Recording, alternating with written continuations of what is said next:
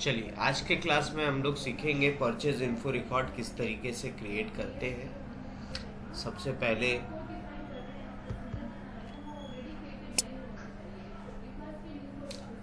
पहले समझ लेते हैं कि परचेज इन्फो रिकॉर्ड क्या होता है। Purchase info record is a combination of material and vendor who is sending the material. Purchase info record एक कॉम्बिनेशन है मटेरियल का और कौन वेंडर उस मटेरियल को सप्लाई करेगा उसका। ठीक है, तो ये इंफॉर्मेशन हम स्टोर करते हैं परचेज इन्फो रिकॉर्ड में।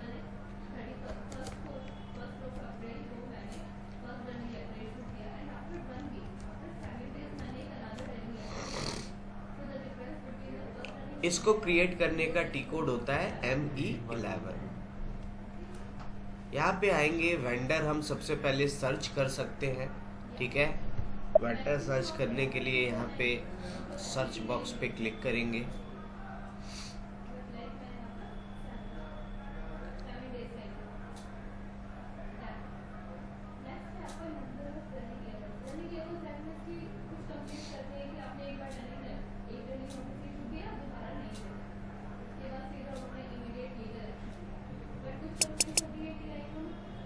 यहाँ पे हमने कंपनी कोड डाल दिया, जो भी हमारी कंपनी कोड है, और वेंडर सर्च कर लेते हैं।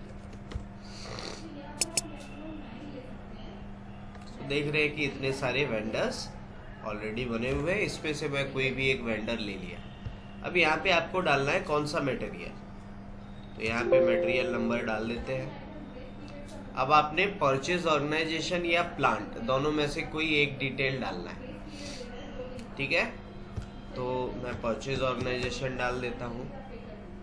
अब आप देख रहे हो कि ये इन्फो कैटेगरी 4 प्रोक्योरमेंट टाइप्स, अलग अलग प्रोक्योरमेंट टाइप्स के लिए 4 इन्फो कैटेगरीज बनी हुई हैं। अगर आपने स्टैंडर्ड प्रोक्योरमेंट टाइप है तो इन्फो रिकॉर्ड भी स्टैंडर्ड बनाएंगे। अगर हमारा प्रोक्योरमेंट टाइप सब कॉन्ट्रैक्टिंग है तो इन्फो रिकॉर्ड सब कॉन्ट्रैक्टिंग बनाएंगे।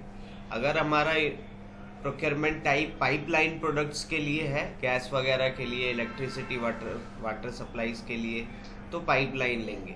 और अगर प्रोक्योरमेंट टाइप कंसाइनमेंट है तो कंसाइनमेंट लेंगे। तो ये डिपेंड करता है कि आपका प्रोक्योरमेंट टाइप क्या है, किस तरीके का प्रोक्योरमेंट आप कर रहे हो। ठीक है, तो मान लो कि हम स्टैंडर्ड कर रहे हैं, तो यहाँ पे जस्ट आपको एंटर प्रेस करना है। यहाँ पे आप रिमाइंडर सेट कर सकते हो। फर्स्ट रिमाइंडर, परचेज ऑर्डर देने के बाद हमें रिमाइंडर कितने दिनों में देना है। लेट्स से हमें 10 डेज में फर्स्ट रिमाइंडर देना है, 15 डेज में सेकंड रिमाइंडर, और 20 डेज में थर्ड रिमाइंडर। ठीक है, सप्लाई ऑप्शन, लेट्स से ये जो मटेरियल है वेंडर के पास 15 मार्च से अवेलेबल हो गया है, 15 मार्च से अवेलेबल हो गया है, और ये 30 अप्रैल तक वेंडर के पास अवेलेबल रहेगा। हमें इसी के बीच में वेंडर को ऑर्डर देना है कि फिर 30 अप्रैल के बाद वेंडर के पास ये मटेरियल अवेलेबल नहीं होगा। ठीक है, अब यहाँ पे जाएंगे परचेज ऑर्गेनाइजेशन डेटा 1 पे, यहाँ पे आपको क्लिक करना है। यहाँ पे जाने के बाद प्लान डिलीवरी टाइम लेंगे। प्लान डिलीवरी टाइम हम ले लेंगे। प्लान डिलीवरी टाइम का मतलब है कि कितने दिनों में वेंडर हमें गुड सप्लाई करेगा।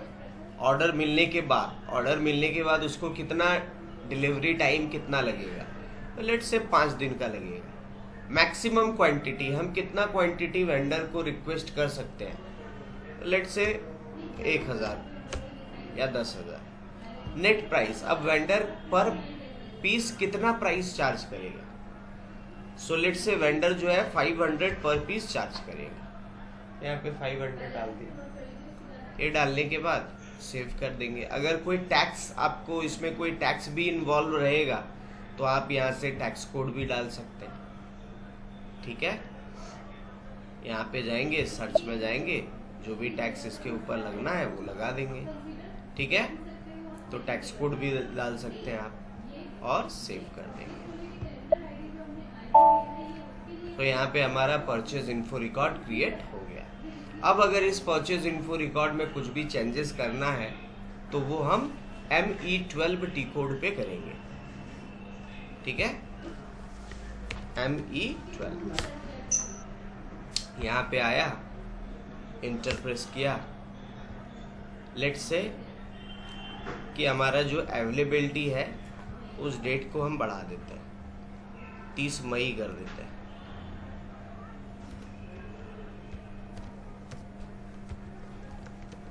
भाई और सेव कर देते हैं। ठीक है। सो इस तरीके से आप चेंज कर सकते हो। डिस्प्ले इन्फो रिकॉर्ड कैसे कर सकते हो आप? ME13 पे, ME13 पे आप डिस्प्ले इन्फो रिकॉर्ड कर सकते हो। यहाँ पे आपको दिखेगा इंफॉर्मेशन सारा। ठीक है।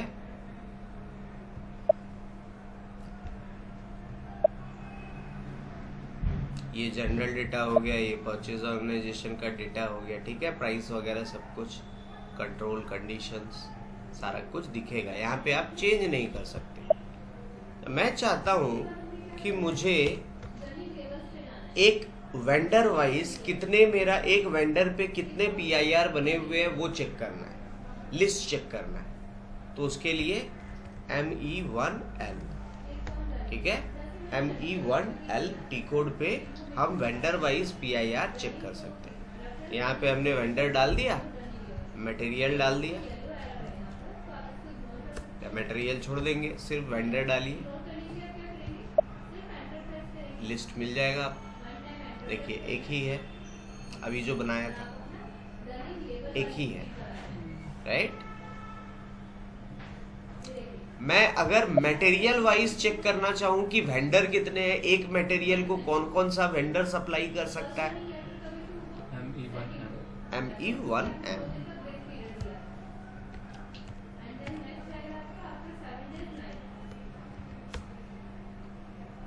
यहाँ पे मटेरियल डाल दिया, एग्जीक्यूट। ये देखिए इतने सारे मटेरियल, इतने सारे वेंडर सप्लाई कर सकते हैं उसको। टाटा मोटर सप्लाई कर सकता है, श्रुति, रवीश ठाकुर, रवीश मैन्युफैक्चरर्स, अनमोल मोहन प्राइवेट लिमिटेड, ये सब सप्लाई कर सकते हैं उसको। ठीक है। सो ये क्या हो गया कि एक मटेरियल कितने वेंडर्स के द्वारा सप्लाई हो सकता है। Clearly understood. सो परचेज इन्फो रिकॉर्ड में इतना ही था। धन्यवाद।